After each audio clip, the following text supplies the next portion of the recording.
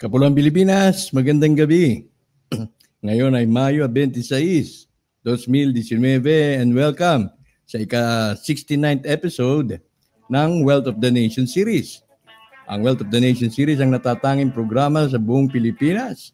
Sa FB Live, sa YouTube na tumatalakay tungkol dito sa tagong yaman na ating sinisikap na mabuksan at maihayag ang alumang mga sikretong nakatago, ang misteryo na nakabalot dito. Ayan po ang sinisikap ng programa nating Wealth of the Nation Series na madiskubre. Sabay-sabay natin po itong mapag-alaman. Ano po? Ang programang Wealth of the Nation Series ay siyempre ay self-funded. Crowdfunded, meaning ikaw, ako, tayong lahat ay nagtutulungan upang maging self-sustainable at magpatuloy-tuloy ang pagkahatid natin ng ating kaalaman, ng mga kaalaman patungkol sa paksang ito. At siyempre, maaari po ninyo ipahatid ang inyo pong appreciation kung kayo po nagagalak at nalulugod sa aking ginagawa. Maaari po ninyo ipadala ang inyong appreciation sa pamamagitan ng PayPal. PayPal.me/Tony Israel. Alternately, pwede rin po kayo magpadala ng inyong pong tulong sa pamamagitan ng BDO Bank. At ang aking bank account number ay naka-flash na po sa mga screen. At ang aking full name at telephone number. Wag lamang po sana itatanong kung kamusta na ang status ng aking ID, kamusta na ang aking ID. Meron po tayong oras na inilaan para po dyan. Ano po? At siyempre yan ang mga detalye kung saan po ninyo maring ilagak ang inyong contribution, Cebuana, Luwilier o Mapa, Palawan man. Pinapasalamatan po ng programang ito ang mga regular donors na tumutulong para dito po sa ating pagpapa-ID. Pagpapa-ID, tayo nagbabaka sakali na baka kapag bumuhos ang biyaya ang bawat isa sa mga nagsubmite ng ID ay magkaroon man lang ng konting blessing o reward o something na makapagbibigay ligaya sa ating buhay. Kaya salamat kay Alfredo T. ng Saudi at Dengle, kay Penny Gallagher, kay Kuya Turbo, Kuya Turbo ng Italy, kay Juana C. ng Hong Kong, kay Ate Florentina, Mang Roger ng Queens, New York, kay Ella B. and Susana P. Mag-ina po yan, kay Arnelio V., kay Robert John V. ng Bacolod, kay Wen C. Ate Wen ng QC, kay Venerando Umali, kay Vener Samson Duhang Lunsod, Manila and Bohol yan, kay Dandy Hucos at Emmanuel L. ng San Joaquin. Siyempre kay Ovencio Laporga, kay Ricardo Bascos ng Rojas, kay Cecil Takahashi ng Tokyo, Anonymous ng Pasig, kay Melchor D. Tata, maraming salamat. Kay Edgar Palmitos, kay Ate Del ng Canada, at kay Mike Carganilla.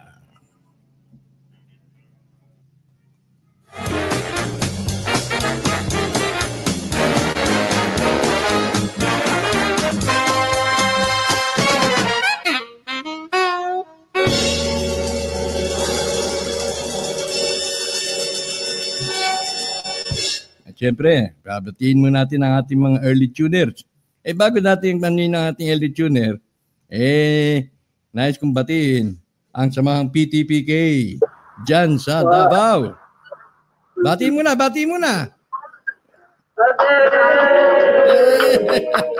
Ayan. Ayan ang ating mga panawin, si Apo Bernardo. Yan si Apo Bernardo. For the first time, ilalantad at harap sa atin na.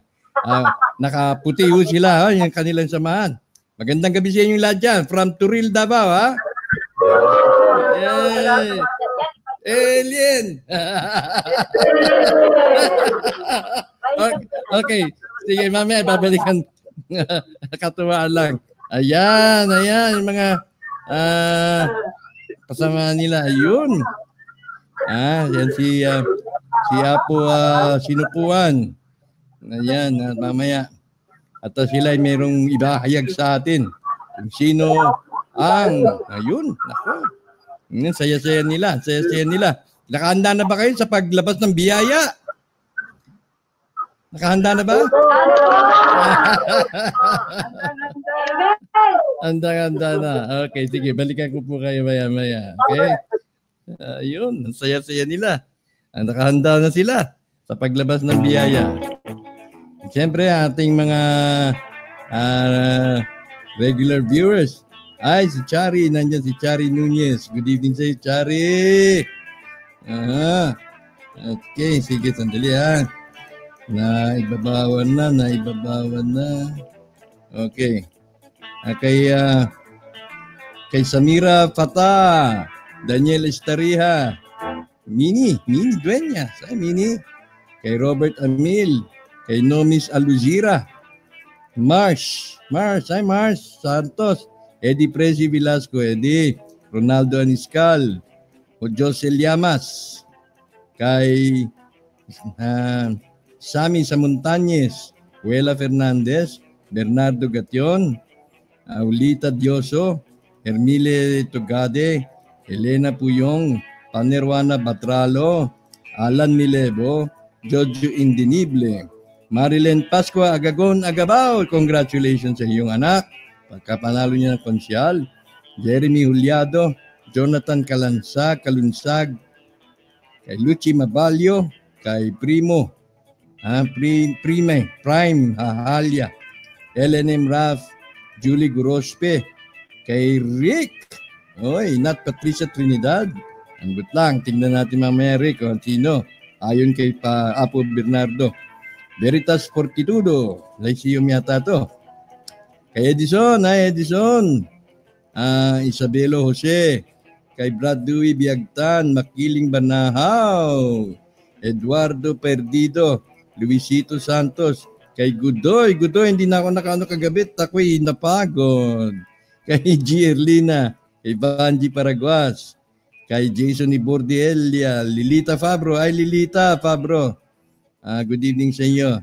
Kay Tabeta Tolentino, Annalisa Abaudiliera, Michael Mirafuentes, Adriano Sinsano, Hermilito Gadi, tapos na kay 11, Danilo Rabara, Kyoko Hernandez, kay Aida Berhin, Eduardo Espinosa, Marian Imulaga, kay Keith Abonita, Edgardo Kabuska, Dan Dihucos, thank you Dan, Naira Mian, Precious May, Orestes Adanza, Rosemary Lirit, Tess Giango, Rosie Gavanes, Jeric Bueno, Jesse Senyar, Rose Presley, kay Monty Jen, kay James Goze, Lea Dongines, Leonardo Camelio, Ramil Irig, Joel Pasis, kay Dominador Tubon, kay Chari Nunez, siyempre, kay Christy Bahal, Cab Glenn, Gary Liagas, Emilio de la Torre, kay Bronx Buadi, kay Joe de los Reyes, Joe, this nation will be great again, dapat lang. Kaya lang mga negative forces pa rin hindi pwede yun. Ano bang ginagawa sa negative forces? Ay, mga negative na thinkers, yung mga negative movers. Nancy Sota, Mercy Me, Annalisa Delera, Sheena Villasis, Joy Mac Rivera, Ambrosio Hugo, Daniel Estaria, Ali Sandusay, kay Israelita, Bong Berol, Donato Red, Maylin Balyosa, Joseph Laciente, Lina Dulos, Mika Reyo, Ami Ebio, Arnul Nel, Alberto Mila, Yaneta, Alice Morelos, kay De La Cruz Encarnacion, Abet Saraiba, Nancy Abaygar, Marilyn Patingan, Tatas Otoshap, kay Mr. Aniscal, John Ovilia, Lori Mongado, Sandel. Okay, good evening kay Princess Elizabeth, kay Jul Marie, kay Michael at sa mga officers ng PECOG, kay Fernando Barakia, Carlos Araganda, Richard Vargas, Teresita Dumanais, Jun Moya, Bebe Pana, Lingling, Yasmin Lab, Rosalina Salayo, Mr. Filomeno, Sinaida Filomeno, Lito Kimson, Tata Lino, Tatam, salamat. Ed Abat, kay Delia Agustin, salamat Del, Erilyn Reyes, Ronaldo Aniscal, kay Fe Lee. Ay, Fe Lee. Hello po, watching from Singapore. Hello po sa inyong lahat. Tapos sinukuhan, Apo Bernardo. Romel Rerucio, Burns Gonzales, Lala Ramirez, Muboy Ramiro Ramos, malapit na sana, kaya lang tanso pala. Muntik na tayong matanso, ha? Eric Mabesa, Ilaga Nelly, kay Lipo-Lipi, Lipo, long time no hear. Pagaling ka, ha? Pagaling ka. Jeremias Rosal, Kowa Abayan, Alejandro Francisco, okay na yung mga submission mo. Maslik Dan, Shirley Katapang, dapat niya maunat sa mga seniors eh. Shetty Kits, Margarita Selga, seniors sa kay mga PWD, Willie Di Dios, Evelyn Valenzuela, Sandig, Erwin Sandig, Shermel Manuel, Fernando Odivelas, tapos na kay Nen Habitsure. Ganda na pilido mo, Nen Habitsure. Richard Solas, Carlo Magno Bautista, kay Yeli Lepiten, Bel Diaz, kay Engineer Valle, kay Ayete, Marilyn Lurin, kita po dito, Eulalia Valencia, Zoe Naga, Raymil Songsong, Joy Mac Rivera, Florita Miano, Irene Suarez, Ferdinand Fajardo, Jojit Cruz, Jojelyn Marsan, Maria Rosa Silang. Okay, sige, tapos na. Madeline Tabardo, Mel Laconce, Manuel de los Santos, Kuna Nanyat, Jane Abilada, okay, Florina Miano. Maraming salamat sa mga early viewers natin at gusto ko man tapusin, tila mauubusan tayo ng oras dahil nag-aantay na si Apo Bernardo. Ang magiging paksa po natin ngayong gabi, ito po'y hindi na ho something na bago sa WOTN dahil ito po'y sa ating pong itong na-explore, no? Sometime 3 months ago siguro, na-explore natin ito noong January or February of this year. Tungkol nga po dito sa misteryosong babae na to eh. Yung misteryosong babae na nakikitang parang bagong kasal. Silang dalawa ni Ferdinand Marcos. Ito yan. Ayan. Tapos comparatively, siyempre mayroong picture dito ni Imelda at meron din itong mystery girl, mystery woman.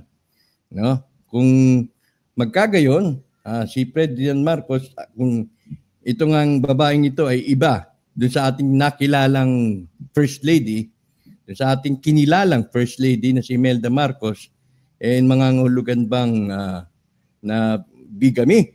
2 beses din nagpakasal ang Pangulong Marcos. Bigami mucho. Gaya ni Santi, ni Santa Romana. Bigami rin yun. So meron tayong comparative side-by-side picture. Sa tingin nyo ba, yung nasa larawan dito sa kanan, ay siya rin yung nasa kaliwa. Siyempre sa kaliwa madaling ma-distinguish dahil lumaki ako sa lagi kong nakikita, lumaki ako sa pagkakilala sa kanya bilang ang unang ginang. Pero itong kanan ay ngayon lamang ito lumabas nang magsimula itong internet.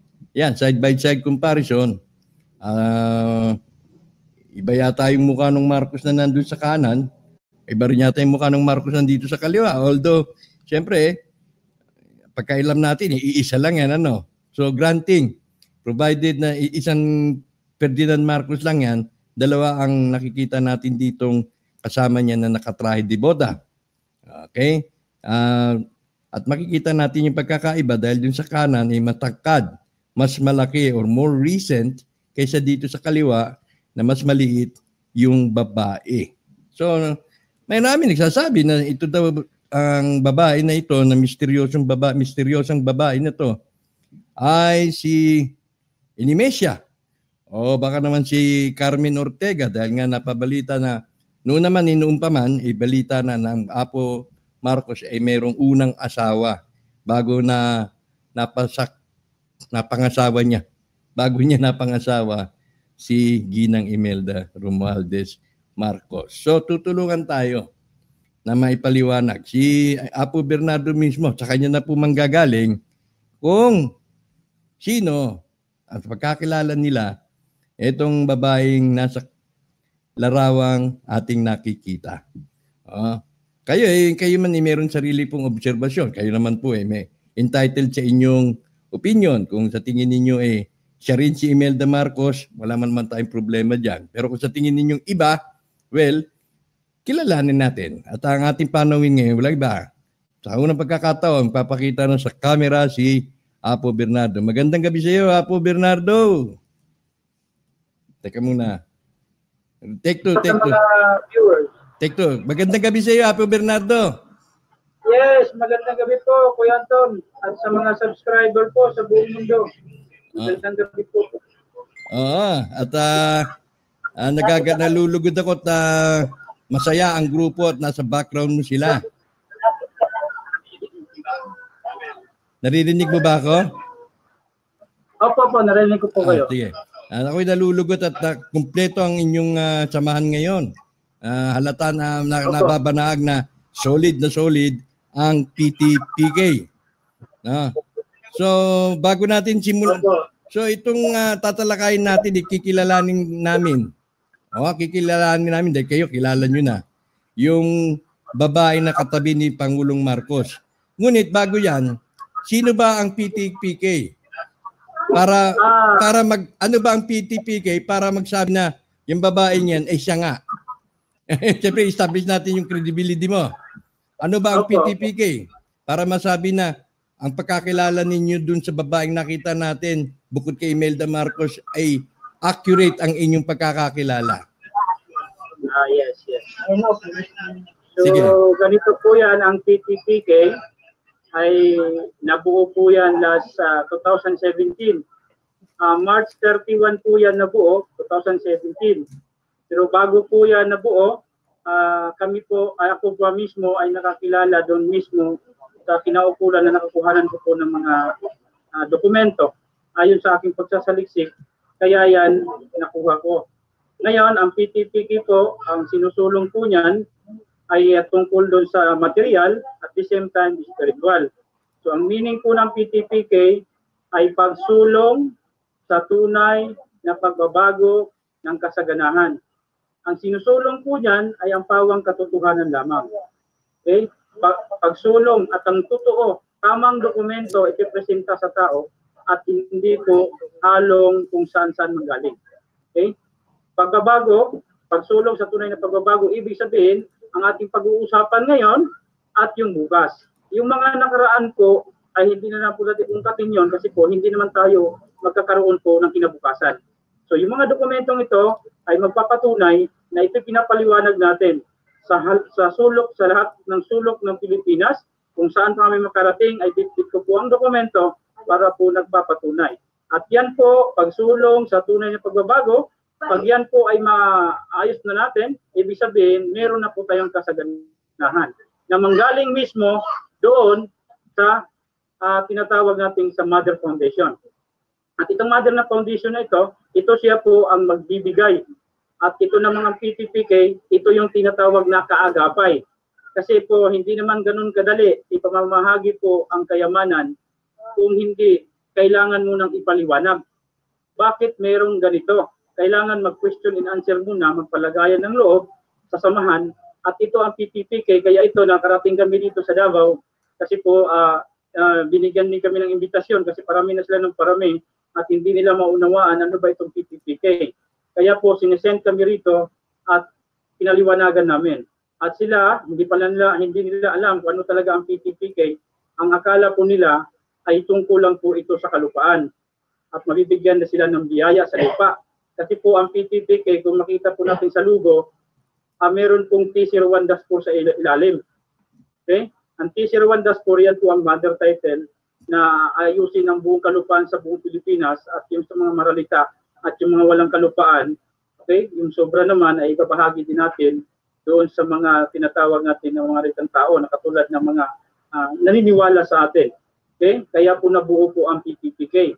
Kaya dito po, tumagal po kami rito sa Turil, pabalik-balik po kami rito sa Turil, Davao City para po ipaliwanag, ipahayag sa kanila na kailangan po sa katuparan na ito, sa magitan po ng ating pagdarasal, ito po ay magaganap na ito para maipamahagi na po ang biyaya na galing po sa amang katastasan. Kami po, ako bilang presidente ng PPPK, ako lang po ang tagapagpaliwanag nito. Pero hindi po ako na magsasabi na ako'y magbibigay. Bagkus may pinanggagalingan ang biyaya doon sa Mother Foundation. At itong Mother na Foundation, ito po yung magbibigay sa mga tao. So magitan po ng pagpapaunaw at papaintindi ng PPPK para maulubos lang unawaan kung paano gamitin ang biyaya pag nandyan na sa kanya. Kasi mahirap, pagkawas na halimbawa nandyan po ang biyaya, ay ang biyayang sapat-sapat. Baka po questionin po tayo, baka kung saan ang galing. So bago sila makakuha ng biyaya, ibig sabihin ipapaliwanag sa kanila. Ito po'y galing sa ganito, at ito mapupunta sa atin, at kailangan natin paano gamitin. Ayusin natin ito, ang biyayang ito, i-guide po ng PPPK para po hindi po sila mapariwara sa biyayang darating. At ang may mission and vision din po tayo sa PPPK. Babasahin ko po ang mission po ng PPPK. Ito po. Pagsulong sa tunay na pagbabago ng Kasaganahan Incorporated is the hubis, steward, and implementer of TC-1-4. Sa mother title, alay at alituntunin para maisakatuparan ang ngitiin at adhikain ng titulo de propiedad of TC-1-4 coded of TBM LSM 666. Linawin ko lang po ito ang meaning po ng TBM LSM 666.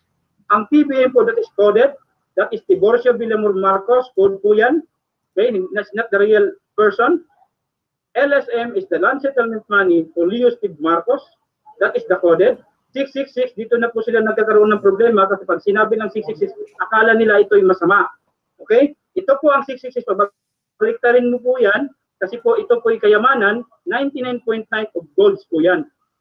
Ibig sabihin, ang espito po ng gold, ibig sabihin 99.9, 666 is the coded. Okay? Ngayon, ang tunay at ito, katuparan ng tunay na buhay, bukas tuklas, buklod diwa ng maharlikang Pilipinas. Kaya ito maging maharlika po tayo sapagkat po ang una pong nakatuklas dito ay walang iba po kung hindi si Bernardo Carpio. Isa siyang maharlikang bansa na pinanggalingan, isa ding mayaman po siya doon sa Portugal, Portuguese, isang hari, kaya siya po isang maharlikans. Kaya siya po ang nakatuklas, kaya po maharlikang Pilipinas. Ngayon, ang layunin at diwa ng TC-1-4 Code TBM LSM 666 ay bigyan, kalinangan at kamalayan ang bawat mamamayan. Maharlikang Pilipino ang totoong punot ugat ng ating pagkatao, lahi at lipi. Mabigyan ng tunay na solusyon ang kaguluhan, alitan, pagkakaunawaan, pagkawatak-watak, pagkahati-hati, kagutuman at paghihirap ng ating mga angkan, kalahi at kalipi. Upang maisaayos at mapabuti ang buhay, maipaalam ang legal na karapatan at kapangyarihan ng bawat isa at pamilya sa bansang Pilipinas. Higit sa lahat na siya ay kabahagi sa banal na yaman ng langit at lupa.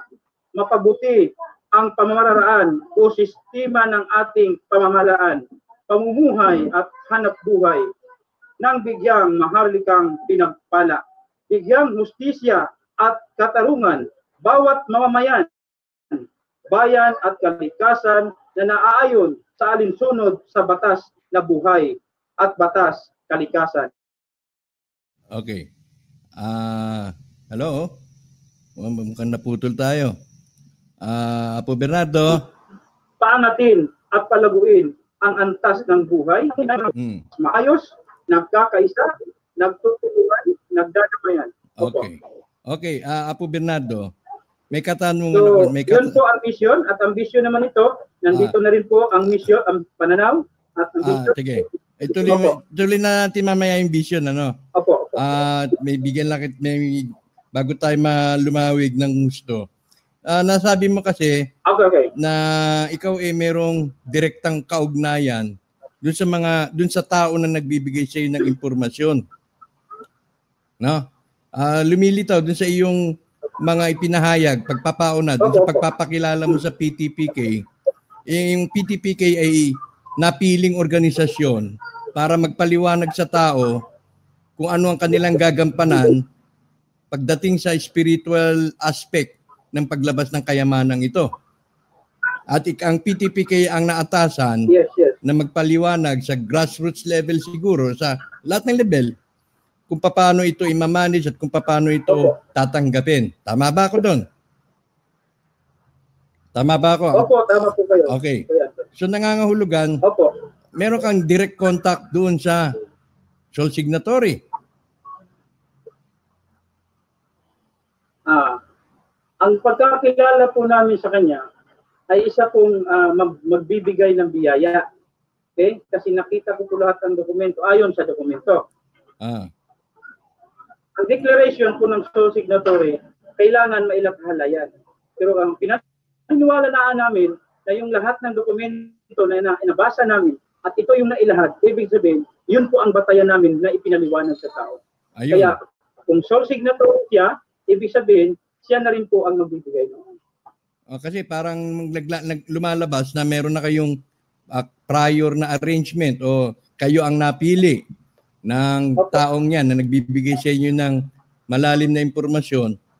At siyempre, meron kayong ugnayang personal at marahil nakikita na kayo talaga at yan na naging pundasyon kung paano mo naalaman na yung historical aspect o yung legendary aspect na galing kay Bernardo Carpio at napunta na sa angka na sinasabi nating pinangasiwaan ni Pangulong Marcos yung yaman, ano?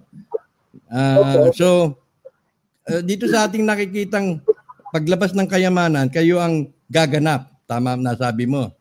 Yes, opo. Kami po ang gaganap para po ayusin ang sistema ng material sa pagtanggap at sa pamagitan din po ng spiritual. Pinapaliwanag po namin yan para po ang mga taong, mga membro ay hindi po mapariwara ang kanilang biyayang darating. Kasi po alam po natin ang biyayang yan, ayon po sa nakasulat sa huling kalooban na tipan na sinulat po ni Ferdinand Marcos, may sumpa po yan. Kasi mismo nga si Apo Marcos, na siya ang presidente, ay siya tinamaan din po noon. Kasi po, yung pag-upo niya po at yung pag-alis, nakasulat din doon. So umalis siya 1986, pero isinulat niya ang huling kalooban na tipan 1983. So advance na advance. So malinaw kung si Apo Marcos ang gumagawa nito at siya mismo ay naanuhan nito na tinamaan ng sistemang force na sinasabi yung sumpa, how much more na tayo pang nandito na tatanggap ng biyaya. Kaya yung dokumentong yon, iyon po ang pinapaliwanag namin. Habang wala pa ang biyaya, linisin po ang kalooban, ang puso't isipan, para pag nandyan na po ang biyaya, alam na po natin kung saan gagamitin. Okay. Yun po ang nakasulat doon sa huling kalooban ng tipan. Okay. So, maasa tayo na hindi ito purely biyaya na tatanggapin na lang, kundi may kakibat na sumpa na dapat pang alisin. Kumbaga sa isda merong tinik na dapat natin piliin yung laman sa tinik. Tama. Now, kung ganon, marami kang impormasyong nalalaman mismo galing doon sa magkakaloob ng biyaya. Opo. Nagtatawagan na po kami. Lagi pa. Yan. So, first-hand information yon, direct information, hindi chismis. Direct information. Opo. Direct information. May tanong, kailan daw lalabas? Soul. Araw ang pinibigyan. Ibig sabihin po, nalalapit na po. Yung hakbang, napakalapit. Pero hindi ko pwedeng sabihin na bukas. Baka maudlot, baka na bukas. Pero, ang dokumento ay tapos na talaga. May implementasyon na lang. Itong implementasyon, mayroon na lang pipirmahan. Okay. Itong pirma, pagdaloy ng biyaya. Okay, sige. Ngayon, itong pagkakakilala natin din sa ating kinikilala, yung pagkakakilala o kinikilala nating mystery woman na makikita nating pinakasalan din. Sabihin na lang natin ganun, pinakasalan din. Assuming lang yun, assuming na ni Apo Ferdinand Marcos. Nasabi ba nung magkakaloob ng biyaya na ito, ating inaasang magkakaloob ng biyaya, kung sino siya?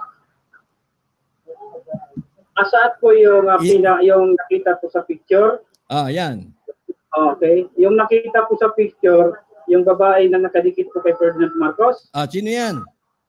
Opo. Ang pangalan niya po ay walang iba kung hindi si Angelos Rebecca de Binagracia Oñate. Yan po ang nakasulat, ay inarrange po yan dito mismo sa Davao. Inalay, ang tawag ito, pinagkasundo sila. Kaya yung dokumento na magpapatunay na yung marriage contract ay nakatago, ang 3 old ladies of China po ang nakatago sa kanila. At napatunayan din po yan, mismo po nagkaroon po ng problema si Apo Marcos ng araw, yung tinugi siya. Kasi marami siyang, sabi daw, marami siyang kaso. Kaya doon, sinadmit po niya na galing po sa International Funding Group documents at doon po napatunayan na mismo yung dokumento nagsasabi na ang tunay na mag-asawa ay walang iba kung hindi si Ferdinand Edralin Marcos at si Angelos Rebecca de Binagracia Oñate. Ayon sa dokumento na sinadmit, kaya po na-absuelto. Kasi malinaw po doon na yung kayamanang yon na sinasabi nila na si Ferdinand Marcos at saka si Imelda Marcos ay hindi po nakasaad doon. Ang tunay pala na may-ari ng kayamanan na tagapagmana ay si Angelos Rebecca de Binagracia Oñate. So yung dokumentong yan, yung nagpatotoo at mismo nakasulat din doon na si Imelda Marcos is the pure wife ayon sa dokumentong nabasa ko. So napatunayan na wala palang pag-aari si Marcos dito kung hindi po pag-aari po ni Angelos Rebecca. Since sila po ay tunay na mag-asawa, kaya po siya naging abogado. Kaya yung siya nag-abogado, binigyan naman siya ng karapatan, siya yung mag-arrange, siya yung mag-transact, siya mag-ayos ng mga dokumento, kaya po siya po ay kumilos. Pero malinaw po doon na nilagay, ang may-ari po ay si Angelos Rebecca de Binagracia Oñate. Pero namalinaw din doon na ipinangalan na rin po sa Peoples of the Philippines. Ibig sabihin, kung siya po ang tagapagmana, hindi niya po tumulo na kanya. Tapos ang ginawa po ni Angelos Rebecca de Binagracia Oñate, ang beneficiary is Filipino people.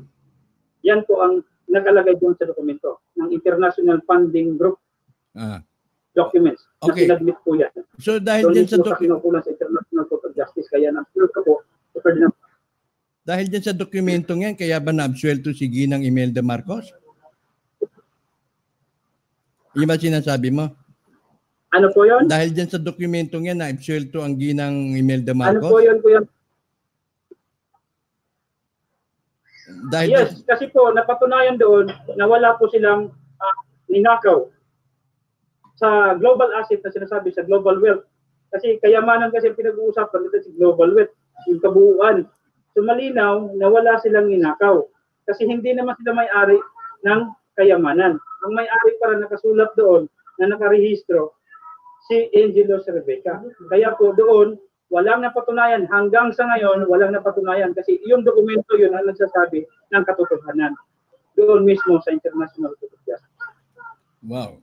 E di, ang Pangulong Marcos ay mayroong link na masasabi nating significant pagdating sa lugar ng Davao. Opo. Kasi po, lingid sa kaalaman ng nakararami, si Ferdinand Edralin Marcos ay hindi naman yan ang tunay na pangalan. Ang tunay na pangalan niya po ay Ferdinand Edralin Chua Taile. Okay? Nabiling kaya nag-Taile Chua Taile kasi po, si Doña Josefa ay taga China. Hindi na po pwedeng sabihin niya na galing siya roon kasi po nagkaroon po ng gera nung time na yon doon sa mga kasi imperatrice, mga ano pa sila ng mga imperyo. So kumuslit sila rito, ay hindi naman niya pwedeng sabihin na galing siya roon kasi nanghabol na siya. Kaya pinalabas po na siya po'y katulong lamang. Okay? Ah. Naging katulong siya, palabas dito, pero dito po siya nagtago sa mismong Davao, sa somewhere in Davao. At narating na rin namin kung saan mismo nag-aral si Ferdinand Marcos ng grade 1 hanggang grade 3. Hindi Kung saan sa siya nag-aral ng grade 1 hanggang grade 3. hindi sa Paway, ha? Sa lugar, ay hindi po. Ang lugar po ay doon po sa Malita. Mm. So, Santa Maria. may consistency kasi nga, ang sabi nga, kung si Doña Josefa, housemaid daw ito. Nanaanakan naman, Ayun po. nanaanakan naman ng Opo. isang Chinese na judge na Ferdinand Chua. Kaya ang apelido daw ni Marcos talaga is Chua. Chua. Siyempre po, siyempre sa paglalahad, sasabihin talaga yun kasi nga hinahabol na sila galing ng China. So kasi hindi talaga. Doon. Oo. Siyempre, hindi na sabihin ng katotohanan. Si Doña Josefa ba nangingangahulugan na may dalang yaman nun nang pumunta rito sa Pilipinas? Ay, oo naman po. May dala po siya. Isang taon. Bit-bit. Bit-bit niya. At yun po, yun ang pinamana naman doon sa kay Apo. Pag siya pa'y lumaki, pamana yun na galing po ng China. Kasi siyempre, pag nandito siya mananahan, ano ang pamumuhay niya? Siyempre mayaman din siya, mga imperatrice sila doon eh. Okay, sige. Medyo lumalalim tayo. Pero wag mo na rin lumiis dito kay Angelus. Ngayon, paano sila nagkita naman ni Pangulong Marcos? Sila ba ito'y arranged wedding ito? Arranged marriage? Opo, kasi po sila mismo ay nagkakapitbahay man yan doon sa Pikit sa Sultan Kudarat. Ibig sabihin, nagkapanag po sila dyan, pinagkasundo. Kasi po, pagkawas na Chinese ka, kasi si Mami, ang kadugo rin is Chinese. Kaya kung titingnan natin, MCCD, Maria Clara Chua Didil, Chinese din. Kung si Apo Marcos is Chua Tayle, ang sa kanila kasing yung usapan kasi dyan, para ang kayamanan po ay hindi na pumapunta sa iba. O ibig sabihin, hindi naman sinasabi mapunta sa iba. Ang ibig sabihin, mapag-ingatan ang kayamanan. Kaya kung sino po yung pwede, ipinagkasundo na nila. Kasi nung araw, ang nakitaan nila na kasi may potential, may potential dito sa Apo Marcos dahil matalino ito, kaya pinagkasundo po silang dalawa. Kasi darating ang araw, ito magpuprotekta o kaya magtanggol sa biyaya naman ni Angelos Rebecca de Binagracia Oñate. Ano ba holdings ni Rebecca? Marami ba? Mayaman ba to? Ay marami. Opo, marami. Verified po yan yung MCD01, that is the mother account, Olacan o the global asset, na sa kanya po napamana lahat yan. Ang ibig sabihin, inayos na po lahat yan, yung mga kayamanan yan, including po ng ang 01-4, kasi po doon po nagsisimula yan sa lupa. Kasi po kung sino may-ari ng kalupaan, siya din po ang may-ari ng kayamanan na nakabaon. Ngayon, nakatago yan doon mismo sa Royal Government of England. Para pagkawas maprotektahan ang kayamanan na hindi basta-basta kuha ng sinuman. Pag sila'y magkiklaim, kahit halimbawa mahukay mo, pagpunta ka ng bangko, ngayon wala kang source of origin. Kaya po, mahuhuli sila ng NBI kasi po wala silang title of the land, the real owner na nagaling naman doon sa Royal Government of England. Hindi, may royal blood ba itong si Angelos Rebecca Divina Gracia Oñate? Ano po yan? May royal blood ba?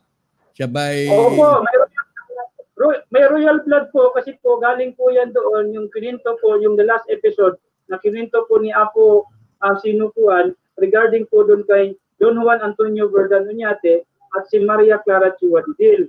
Na ang anak naman niya ay napunta rito, nagkaanak naman si Don Juan Antonio Verdan Oñate na si pinatawag si Domingo Saragosa.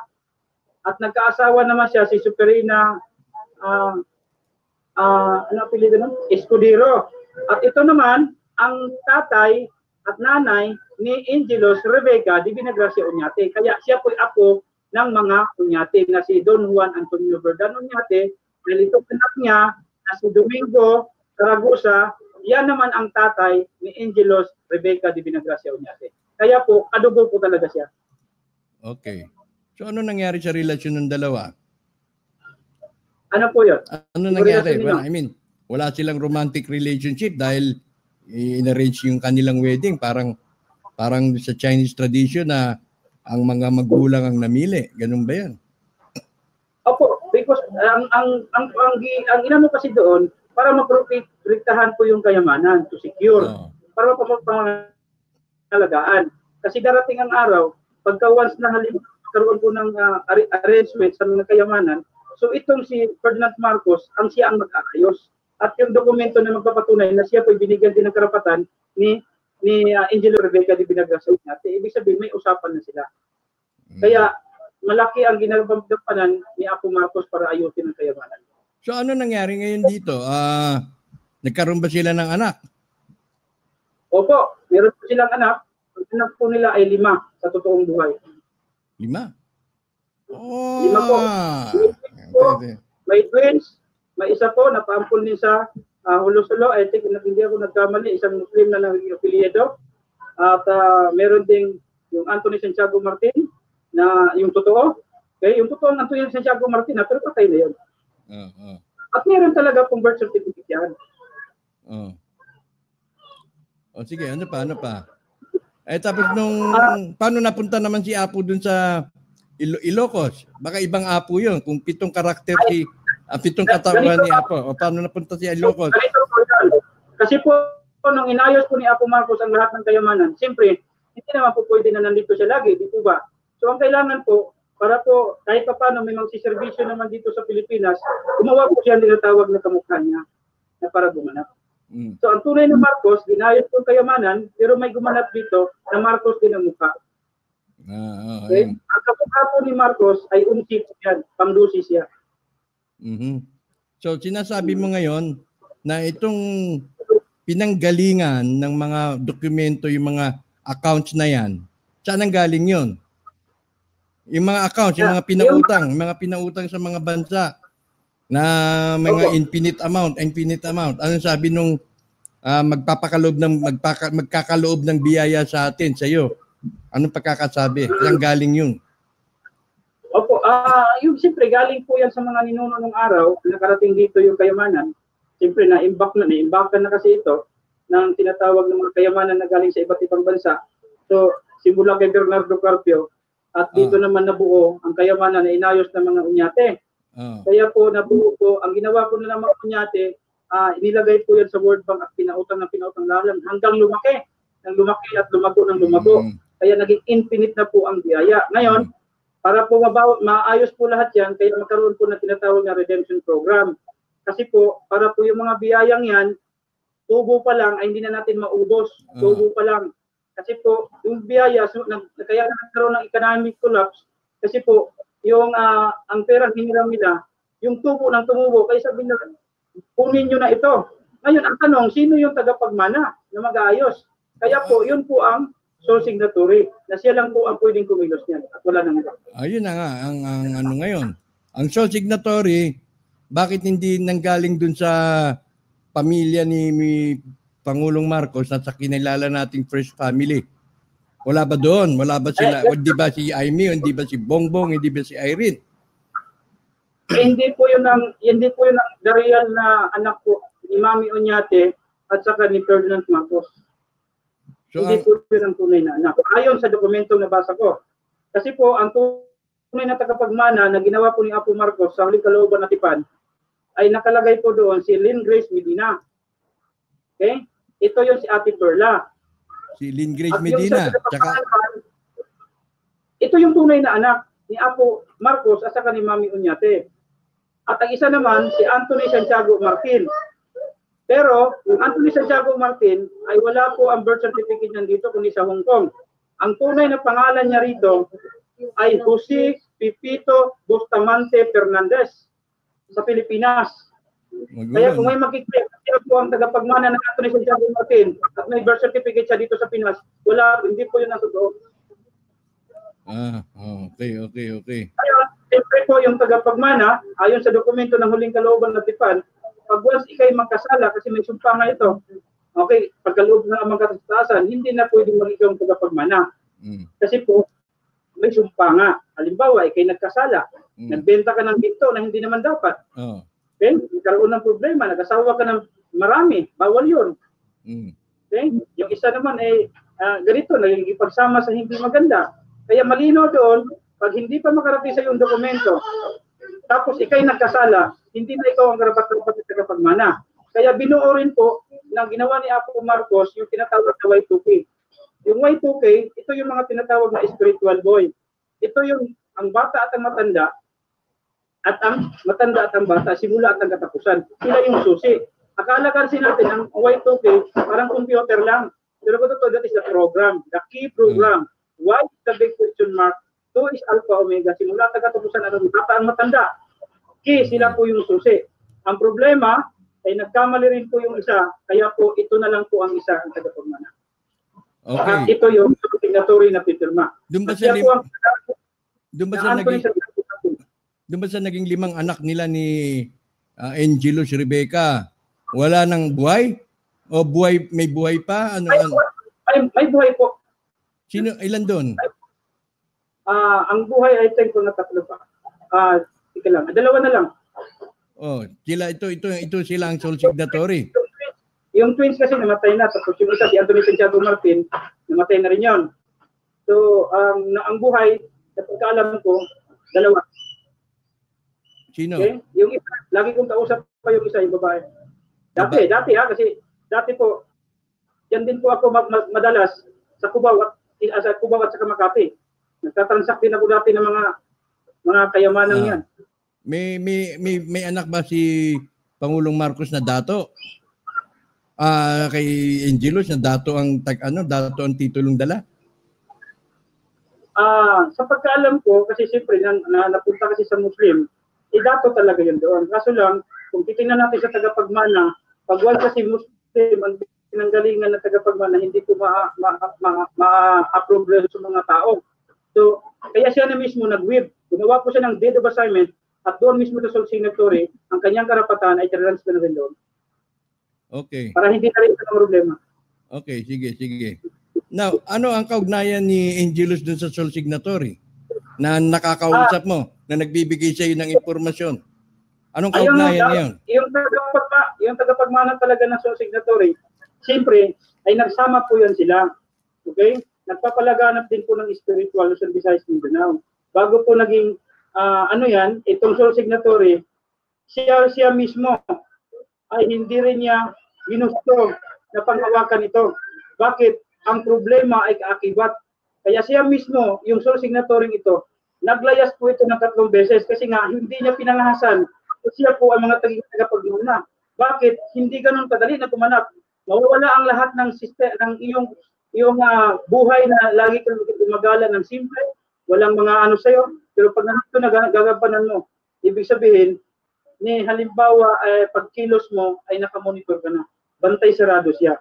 Kaya siya mismo 3 beses, pero hindi na siya nakatanggi nung nakita na po siya na pinautot na po ni Oldman, ni Apo Marcos na kailangan ganapan niya na.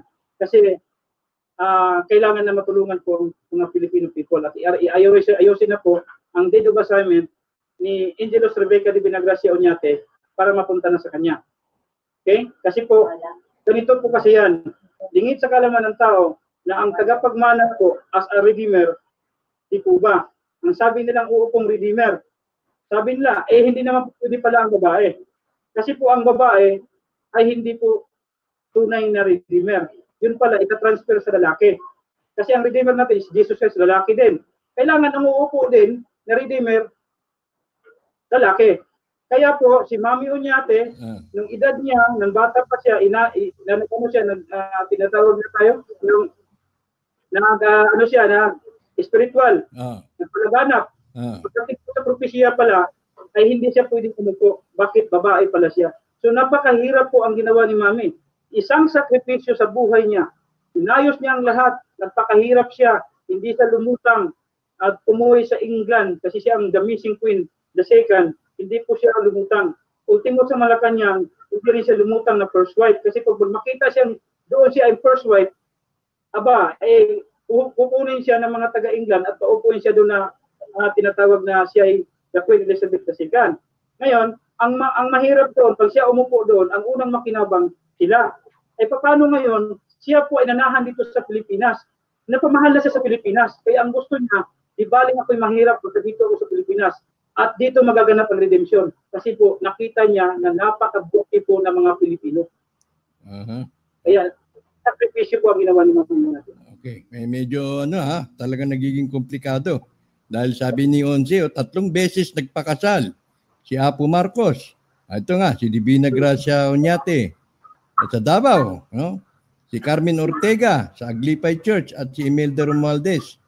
O yan, yan ang parang ganun ang nangyayari ngayon. Pero ang tagapagmana, yun ang ating hinahanap kung sino talaga. Ikaw ba, ito bang tagapagmana na nakikilala mo connected kay Angelos? Exactly po. Nagsama pa nga sila po sa China eh. Anong ginawa? Nung inarin ko ang deed of assignment doon, 2005, kasama po mismo si Mami. Kasi namatay si Mami 2008. Ano ba kaugnayan ng China dito? Ano ang in layman's term? Anong pakialam ng China? Hindi naman ang China. Ang dokumento po ang pinagbabatayan kasi doon po nakatago ang mismong dokumento nila na sila po nagkapatutunay na mag-asawa sila. Kaya po, ang tagapagmana ay si Angelos Rebecca ay isa pong Chinese din na nandun sa NCCD at the same time kay Oñate. Doon po tinago sa China ang dokumento. Kaya doon po inayos. Kasi doon po nakatago ang dokumento. Hindi naman pwedeng ayusin dito sa Pinas kasi hindi po nakatago rito. Ang nakatago po sa angkan ng mga dokumento na legitimate sila, na sila ang tagapagmana, nandoon sa China. Kaya doon po ayusin ang deed of assignment at special declaration. Para magpapatotoo na magpapatotoo na ito yung tagapagmana. Family. Okay. So, lumalabas ngayon na ang ating Redeemer na inaantay ay manggagaling sa angkan ni Divina Gracia Oñate. Tama ba? Opo, exactly po. Although na alam kong kilala mo. Pero siyempre hindi 101%. Hindi na kita pipigain dahil hindi pa napapanahon whatever na sa iyo yan at ayoko naman malagay ka sa balad ng alanganin. Okay, so ngayong lumintaw ito, alam kaya ni unang ginang Imelda Marcos to? Opo. Hindi naman po nangyayari isang bagay kung walang pag-uusap. Pero makikita natin na ganito pala mga type ni Apo Perdi, no? Yung bang parang ganyan ng mga... Si Mami Oñate, dati po naging artista din po yan. Hindi ko lang matandaan kung anong pangalan niya. Kasi... Sa panahon na naging artista yan. Hindi nga lang Angelos Rebecca Divina Gracia Oñate ang pangalan. Yung mga ganyang profile. Kasi noon napabalita rin na naging girlfriend daw ni Apo si balita yung matunog na balita, hindi pa siguro kay pinapanganak yung kay Carmen Soriano. Pag si Carmen Soriano daw ang pinag-usapan, nagngingit-ngit.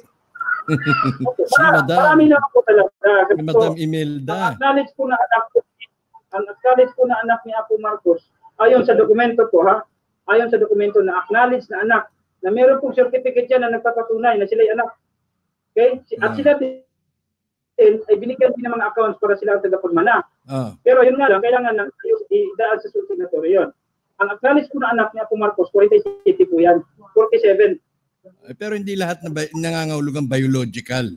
Ay, hindi biological. Ibig sabihin, ikaw po ay naging kabahagi sa buhay ko at ibig sabihin, malapit ka sa akin at naglilingkod ka sa akin at ikaw naman itapat na magserbisyo sa sambayang Pilipino, ibig sabihin, ina-acknowledge ko yung ang iyong paglilingkod. Pwede kang gawing spiritual son o spiritual daughter, At bibigyan. Kasi yung onsing gumanap na mukha, paano niya hindi niya pwedeng pagkatiwalaan niya. Siyempre yung mga anak lang, bibigyan niya rin ng accounts. Ito, may tanong si Nancy. Missing queen ba itong si Angelos? Opo, siya po ang the missing queen, the second. Bakit? Paano mo nasabi yun? Ay, opo, kasi nga po, siya po ang tagapagmana nila ni Angel, ni Lucy City. At saka ni Don Juan Antonio Gordon Oñate. Ngayon, sa England kasi, kailangan mayroong the Queen Elizabeth II doon ng araw, na siya pala yung hinahanap. Kasi po, mayroon siyang dokumento kung sanction jewelries na magpapatunay na siya yon. Kasi sa bangko po kasi, mayroon pong dalawang aspeto, mayroon pong ipapatunay doon na ikaw ang talaga tagapagmana. Ang tawag dyan, sanction. Kaya yung sanction na yon, nakita ko yon kay Angelos Rebecca de Vinagracia Oñate. Kaya nagpapatunay, ayon sa sanction jewelries na inilahad niya, siya yung tinatawag na the missing Queen Elizabeth II. Eh siyempre, hindi siya lumutang, may gumanap na, may gumanap na yung kanyang pinsan. Okay. Ay may nagtatanong sabi ni Cecil, siya ba si Cecilia Levini? Ewan ko kung ano, bilang artista ba yan, Once? Na Cecilia Levini? Okay. So anyway, hindi ko maano, pero pangalan, pero hindi po ata yan. Okay, sige. Ang nakakaalam ko talaga yan, siyempre po, yung mismong sole signatory. At the same time, kung sino po talaga, siya kasi laging kasama. Ako po ay napagkwentuhan lamang ayon doon kay Kuya Christian. Kaya doon ako kumukuha. Eh siyempre, based on sa istorya, may dokumento, siyempre ito yung ihahayag natin, yung dokumento at yung istorya. Okay, so ibig sabihin na itong si Madam Angelos ay mayroong royal blood at yung mga inayon sa China may kinaugnayan doon sa tinatawag na royal family, mga sikreto na dahil nga noon nalagay sa balad ng panganib ang mga royal family sa China. Malalim pa ito. Para siguro yung mga binigay na impormasyon sa iyo mga bits and pieces pa lang yun. Oo, pahapyaw pa lang yun. Meron pang ilalim yan. Pa lang yun. Kaya kailangan may matibay pa tayong pagkukunan ng istorya dahil nga ito parang mga fragmented pa lang ito. Ang importante naman kasi sa puntong ito is makilala natin kung sino itong babaeng ito. No? Yes. Ngayon, ang karagdagan naman yan, ay siyempre, si Apo Sinukuan po ang magbibigay po ng karagdagan kasi mismo nangingiusap sa kanya yan. Kasi po si Mami Oñate namatay na po yan ng 2008. Ang tunay na, kaya may katanungan kasi dyan nung nakarang episode, si Mami Oñate buhay pa ba? Patay na po yan. 2008 at mismo sa punto niya, nakarating kami. Okay, yung mga linulukuban, ano? Kasi yung nabanggit mo tungkol sa Iligan, no? Si Mami Oñate ba taga-Iligan? Ay, hindi po. Davao po siya, sa Davao. Pero sabi mo kanina, uuwi sa Iligan. Parang may nabanggit kang ganun. Ay, hindi po. Sa ano po yun, si Apo Marcos doon sa tinatawag na Sultan Kudarat yun yan. Doon sila nagpapanan po. Pikit, Sultan Kudarat, Cotabato. Okay, kasi doon parang ganun din ang dating. Pagdating doon sa tinatawag na pag-aari ng lupa, kung sinong may-ari ng lupa doon sa 01-4, ganun din ang ganun din ang pagkakaintindi ko na pinaninindigan din ni Mami Oñate pagdating sa aspetong kalupaan at T01-4, no? At yung mga Okay. Siguro bigyan natin ng pagkakataon si Apo Sinukuan kung ano ang kanyang mga karagdagang impormasyon na maaari niyang ibato at ipa sa atin. Opo. Si Apo Sinukuan na po ang magpapalawig po niyan sapagkat siya po talaga ang kausap lagi. Pero yung account, yung kininto mo sa akin, base yan dun sa mga naririnig mo kay sole signatory. Sole signatory at the same time, pagka once na lumuklok po mga banal, ako kasi ang kausap, kasi akong presidente, ako ang laging kausap. Kaya naririnig ko. Pero talaga, ang talagang mayroong karapatan na in part yan, lalo sa spiritual na aspeto, si Apo Sinukuan. Kasi sa kanya po talaga nangingiusap. Sige. Pagpakinggan natin. Kahit ito hindi ito factual, hindi ito factual kasi factual in the sense na nakikiusap sa kanya, ayon sa kanila, through channeling, spiritual channeling. Kaya yun naman nililinaw ko lamang, no? Yung kaninang kwento ni Apo Bernardo, yun ang mga nauulinigan niya. Nauulinigan niya kapag siya ay nakakasama niya itong soul signatory. Na itong babaeng ito ay itong kagalang-galang na babae na unang asawa ni Pangulong Ferdinand Marcos ay si Angelus. Isa sa mga mahalagang puntos na nating nalapan na si Ferdinand Marcos o Pangulong Marcos ay of Chinese descent. Anak ni Judge Ferdinand Chua. Tapos ang kanyang ina pala Chua Taile. At ang kanyang ina pala ay isang China na ginawa lang o naglingkod bilang katulong at siyempre naanakan daw nito ni Ferdinand Chua. So, ayan ang mga kuha natin. Isa sa mga binabalangkas natin dito. Paano mo masasabi? Kasi sabi dito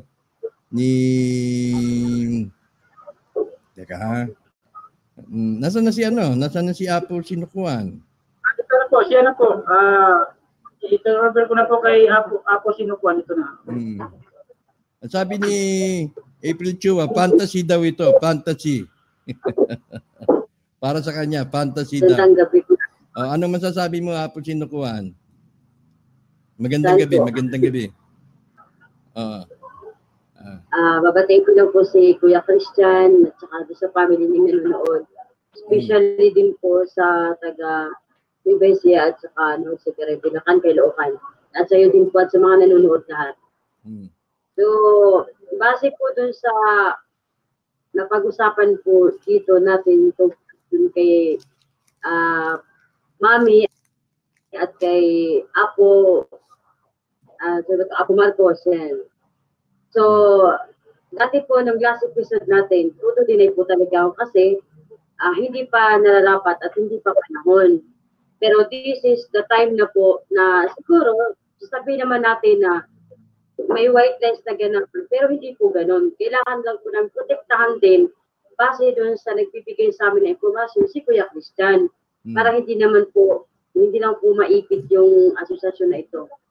So, si Angelus po, at saka si Ferdinand Marcos, yan po talaga ay real mag-asawa po sila. So, kailan lang din po namin ito nilaman dahil kay Kuya Christian. Si Kuya Christian po ay pinakilala niya po sa amin ang totoong soul signatory. So, nilatagan po kami ng documents ng soul signatory last year pa po ito. I think 2016, nung nagkaunang harap-harap po kami niyan. So, nung nilatag po sa amin yung documents, una pa galit ako kay Apo Marcos dahil sa pagkakailam ko siya ang pumatay kay Ninoy Aquino, no? So, sa lahat ng madla, yun ang marumi ang pangalan niya. Nakarating po kami sa Sulsuri, doon po nalaman na hindi pala siya ang pumatay. Bagkos siya pa ang tumulong sa madlang Pilipino, siya pa ang nagpaulat sa Pilipinas, nagkamali ako nung na-find out po doon sa document na nilatag ng signatory, na nilatag niya po lahat na pati siya ay nakarating po ng China. Ilang years po siya doon na inayos ang documents. Dahil di ba po, lumagda si Ferdinand, wala na po siyang karapatan sa lahat ng kayamanan dahil siya tagapangasiwa. Ang may karapatan nito, punte, si Angelus Rebecca di Pinaglasya. Ngunit may pinagsalinan si Angelus sa kayamanan ito na tagapagmana niya. Yun ay si soul signatory na nakarating po ng China. Doon po nila inayos po doon sa Dragon family yung kayamanan ito na usapin. Ngayon, doon ko rin po na-find out na totoo po talaga siyang asawa kasi last year po, sinasabing naluklukan nga ako, siya po ang lumuklok sa akin. Pangalawa, una po kasi si Don Juan, sumunod po siya sa pagluklok sa akin. So, nagulat na lang po ako na nagsasalita po ito sa harap ng soul signatory. Ang dami pong bilin, ang daming hinanap. So, wala po akong idea kung sino po siya. So sa sole signatory, dahil bagamat kasama po sila ng matagal, kilala niya po yung si Mami Angelos. So the time po na yan, nung lumuklog siya sa akin, sila po ang nag-uusap regarding po dito sa kayamanan na ito, doon sa history po nila Marcos, kasi wala po talaga akong idea. Pero nung that time na lumuklog po siya sa akin, dito na po nagsimula ang mga katanungan ko. Lagi na po ako nagtatanong sa kanila. Ngayon, pag wala po siyang, hindi po siya lumuluklog sa akin, pag umaalis po siya sa katawan ko, pag natapos na po yung luklukan, tinatanong ko po siya kung ano po yung, sino po ba sila, ano po bang kaugnayan doon sa sole signatory, at ano po ang kaugnayan doon sa dating presidente. So nalaman ko rin po sa kanya, by true spirit, na pinapaliwanag niya po lahat, na kailangan mamulat tayo sa katotohanan. Bagamat alam natin sa panahon na issue wife na si Ita, yan naman ang alam ng madla. Pero sa likod po pala nito, sacrifice po ni Angelos sa lahat. So, meron ding nakakaalam sa Malacanang that time na yun, pero wala na po silang karapatan na magsalita about dito. So, kami po, bilang namumuno dito sa PTPK, bilang espiritual, bilang presidente si Apo Bernardo, binigyan kami ng karapatan ng sole signatory na ilahat ito at binigyan kami ng karapatan na kailangan malaman ng tao ano ang katotohanan sa likod ng history ito. Dahil siyempre, ito na po yung simula. Hindi pa man po nakakapo yung sole signatory, at least alam na po ng tao na yung history, part ng history na ito, hindi na po sila magugulat. The time na papasok po ang divine government, hindi na po sila magugulat kasi katulad po namin, nag-starting na po kami mag-spiritual patungo sa divine government. Ayan, medyo na. Okay. Pangalawa, yung paglahad po ng katotohanan, naging asawa si Apo at si Angelos Rebecca di Pinagrasa Ute. Paano nagkaroon ng tagapagmana? Siyempre, hindi po pwedeng umupo ang redeemer na babae. So, kailangan niya munang mamatay bago doon papunta doon sa tagapagmana nila. Wala akong pinagmanahan na mga anak dahil hindi naman po halos lahat nakasunod doon sa aspeto po ng spiritual. Dito rin po namin nalaman na kapag ikaw pala ay tagapagmana sa kayamanan ito or ipamamahagi mo sa buong mundo, ikaw po dapat ay spiritual para hindi ka po mawindang. Kasi meron pong iba dyan, spiritual pero nawindang, hindi kaya i-handle ang lahat ng ito. So, ultimo po yung sole signatory, dumanas din po ng spiritual. Doon din po namin nalaman sa kanya na naglalakad siya, nakapaa, natulog sa sementeryo. Kailangan niya po pagdanasin yun. Pwede naman yung tanggapin lahat, natapos naman niya lahat, ipapirmahan yung lahat ng documents. Pero bakit? Dumaan pa sa process ng spiritual. Yun, so doon po namin na-find out lang, may kaakibat po nito dahil si Mami pala, si Angelos, na nakaalis na po sila sa Malacanang nung pag-apo, kahit na po siyang muli nagpalaganap ng spiritual. Okay.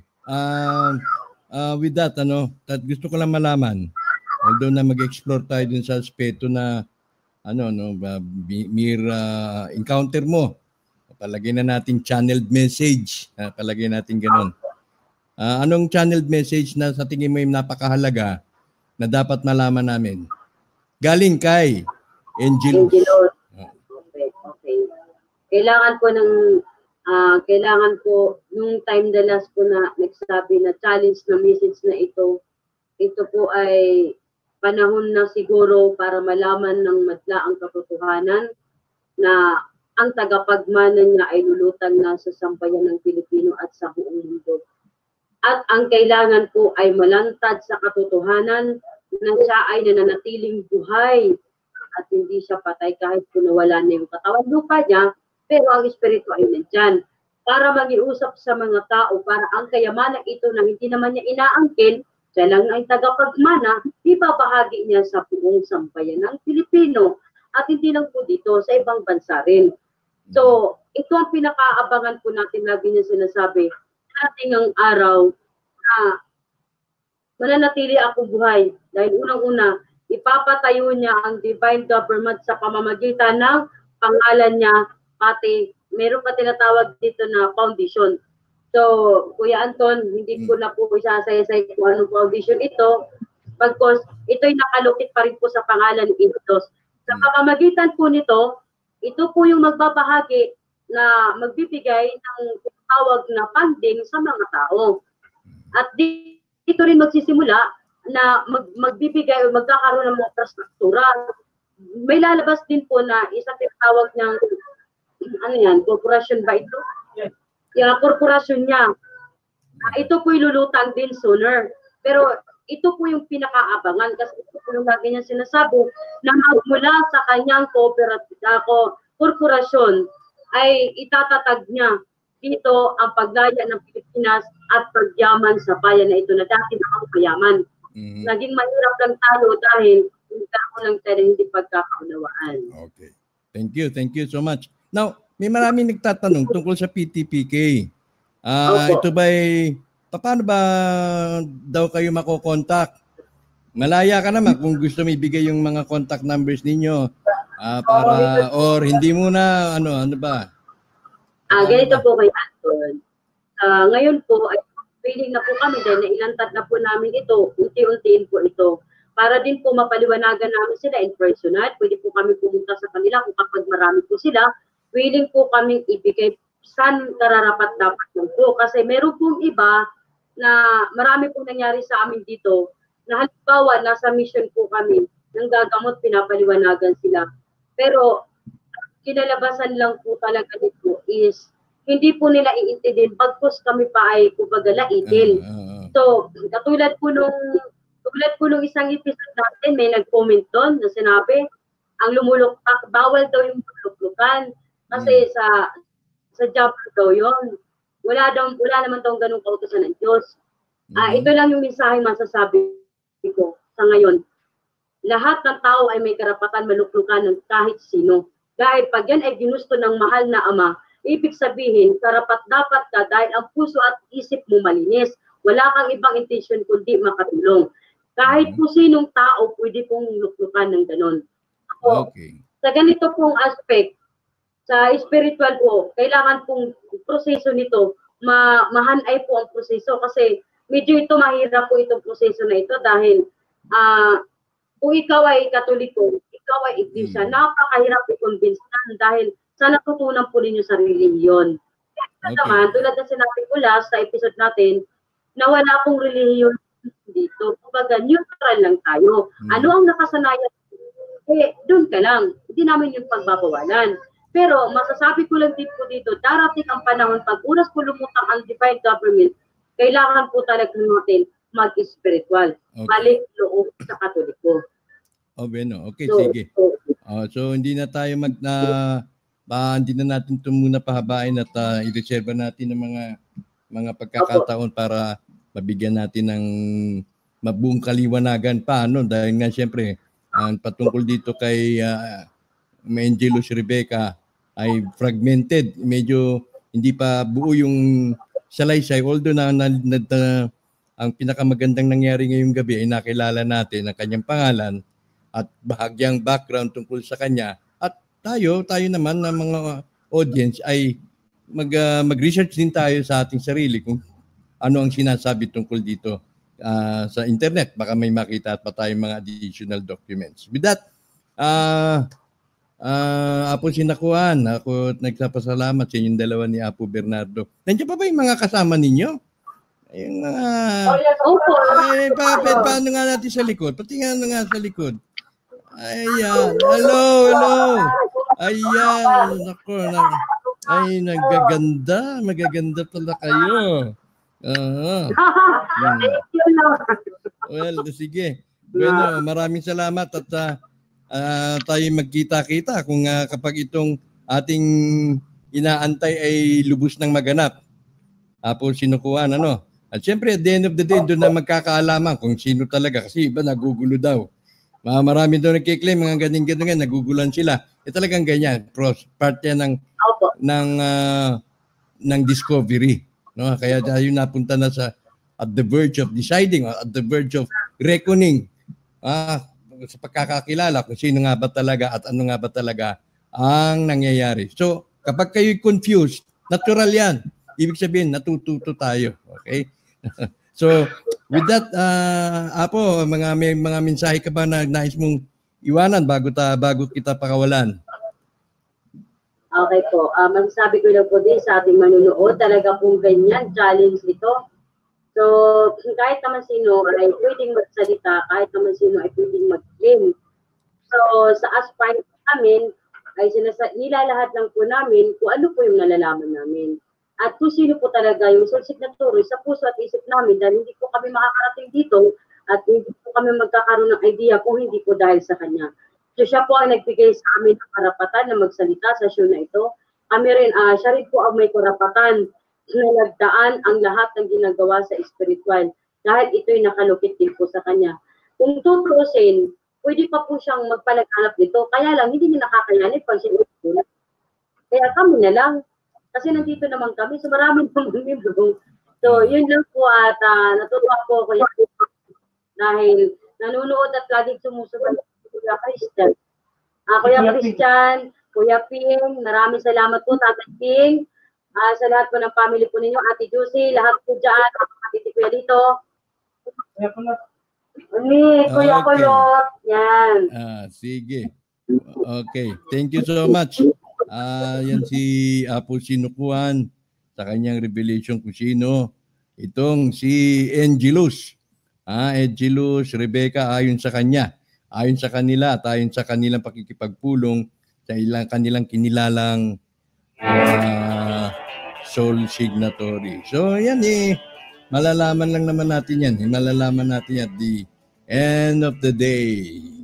So far, ang diagnosis, siyempre ang prognosis, ang mga takbo ng kaganapan, tapos na. Ganun din sinasabi nila Apo Sinukuan at ni Apo Bernardo na tapos na, implementasyon na lang ang inaantay. Kung sino magpipindot ng green button na yan, ay hindi natin alam. Basta makita natin kung sino nga ang totoo. Kung ang inyong itotoo, kung sa kanila ang totoo, di lalabas din naman yan, lilitaw din naman. At kung itong namang sa kabilang panig ang totoo, malalaman din naman natin yan. Which way? Every which way we win. Hindi yung every which way we lose. Kasi ito naman inaasam natin. Pinangako ito ni Apo Ferdinand Marcos nung siya pa man presidente pa noon na ang makikinabang sa buong yaman na yan, walang iba kundi ang Filipino people. Kung kayo na ako confused, magandang senyalis yan. Dahil yan na po ang simulain towards paghahanap ng katotohanan. Hindi lahat ng inyo pong napapanood dito sinusubo as katotohanan. Hindi po. Lahat yan nilalatag lamang po at kayo na po ang mamili. At kayo na po ang mag-discern, kayo na po ang mag-judge ayon sa kakayahan ninyo, ayon sa kakayahan natin, ayon sa kakayahan natin bawat isa na magkumpuni ng mga dots o mag-connect ng mga dots. At then, that's it. Okay? So, bueno, yan lamang po. Bukas Lunes na't may pasok kaya hindi ko na po patagalin itong ating episode number 69 na ating pinamagatang sino nga ba itong misteryosong babae na to. Pero bago yan, may nag-text. Nag-text si Doc. Itong aking kaibigan si Doc. Pakitanong kung alam nila kung magkano ang nakadeposit sa Bangko Sentral. Pag mali o di nila alam, medyo nakakaduda yan. Siguro alam nila yan. Pero nabitawan ko na Doc Ngayon ko lang nabasa. Pahingi ko ang katanong. Kuya, bigyan mo ako ng impormasyon. At sasagutin natin yan kung magkano ang nakadeposit sa Bangko Sentral. Siguro kung ilang ginto ngayon ang nandyan, yan mga insider information, as a way of testing. Kung sila nga ba ay ang malapit sa sole signatory, sila nga bang sole signatory o ano pa man. Bueno, yan lamang po ang naging kabuuan ng ating presentasyon, OTN number 69. Ito si Anton Israel sa ngalan ng ating naging panahon, si Apo Bernardo, Apo Sinukuan. Nag-iwan po ako sa inyong lahat ng isang magandang gabi.